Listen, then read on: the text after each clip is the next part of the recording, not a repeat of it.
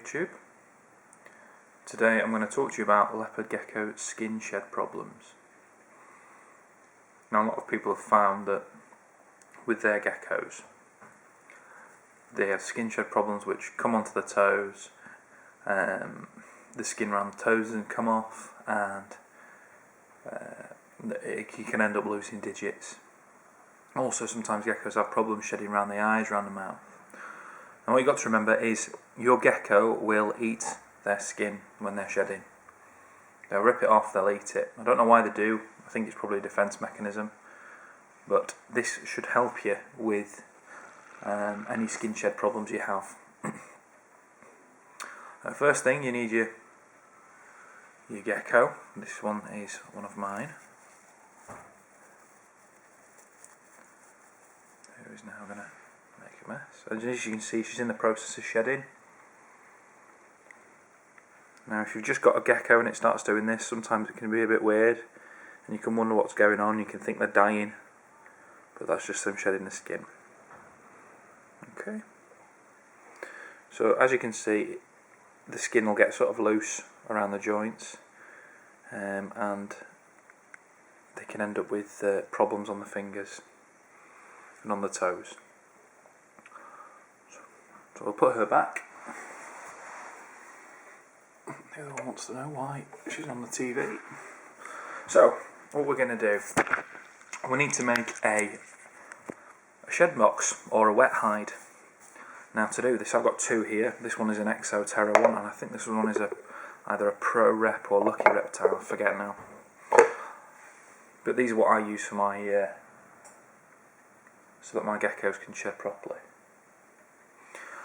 In here we've got sphagnum moss. When it comes, it's dry and you'll have to sort of separate it a bit, but it's really absorbent, and it keeps its moisture for a while.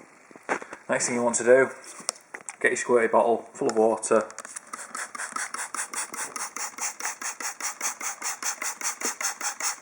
Now, this sphagnum moss is really dry, so I'm going to give it a really good wet through.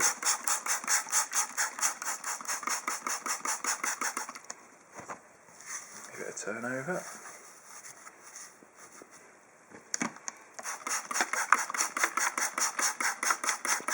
Gosh, it really is dry.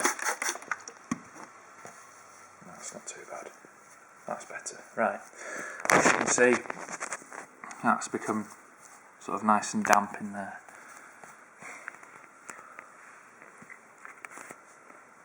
Put the lid back on that. It's important for your wet boxes, your hide boxes, to have a lid, because if you think about it, the water will try and evaporate. It'll hit the top of this and then hopefully drip back down, which is why, which is how you'll maintain the moisture in the hide. Listen to this. You can see this is again very dry. You can get sphagnum moss from garden centres, reptile shops. They'll have it, that kind of thing. It's not too expensive, and it's I think it's the best thing for what it does. It's better than paper towel, better than perlite or anything like that, a vermiculite that you'll use. It's just great, because I mean that's what moss does, doesn't it? It soaks up moisture. That's how it lives. So it's adapted to do that. Okay. The other thing I was going to talk about is this, which is Reppy Shedding Aid, which is from Zoomed. Now, I've used this when some of my geckos have had a problem, and it is brilliant. I'll get it out of the box for you. That's what it looks like. Comes in a little squirty can.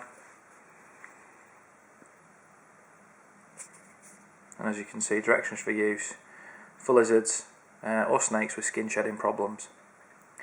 Spray it directly onto them. Rub it in with your fingers for maximum penetration. So you give them a little squirt with that. Get it all over. Pay attention to the toes, and hopefully then it should come off quite naturally. I've done it with one of mine, and it's been sound. I haven't had any problems with it at all. The only other thing, if it persists around the toes, you can give them a little bath in some lukewarm water, just off the toes, and just see how that works. I mean, hopefully it should loosen up the skin and let it slide off easy. But as I said, your gecko will try and do most of the work for you. So thank you very much for watching. I've got a little visitor. Thanks again. Subscribe, like.